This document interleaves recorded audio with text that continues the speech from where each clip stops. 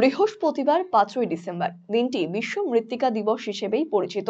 এই দিনটিকে বিশেষভাবে পালন করা হলো রায়গঞ্জে অবস্থিত মৃত্তিকা পরীক্ষাগারে একটি সচেতনতামূলক অনুষ্ঠানের আয়োজন করা হয়, যেখানে উপস্থিত ছিলেন রায়গঞ্জের মৃত্তিকা পরীক্ষাগারের অধিকর্তা সুব্রত কুমার ঘোষাল সহ সর্বস্তরের মানুষজন।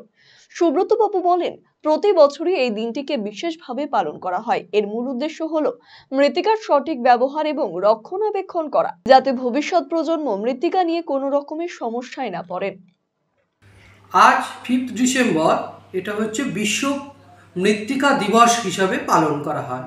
এই পালনের মূল উদ্দেশ্য হলো যে মানুষকে মাটির ব্যবহার, তার সুস্থায়ী টেকসই আরও কীভাবে করা যায় তাকে, যাতে আমাদের ভবিষ্যৎ প্রজন্মের যারা আসবেন তারাও যেন ভালো সুস্থ মাটি পান, সেটার জন্য আমাদেরকে মানুষকে সচেতন করা। এটাই এই বিশ্ব পরিবেশ দিবস পালনের উদ্দেশ্য, বিশ্ব মৃত্তিকা দিবস পালনের উদ্দেশ্য।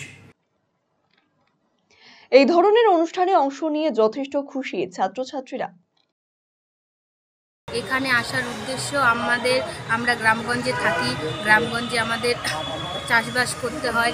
তো আমাদের গ্রামগঞ্জের চাষবাসের জমিতে নানান কীটনাশক বজ্র পদার্থ দিয়ে মাটি দূষিত হয়ে যাচ্ছে, বেড়ে চলেছে।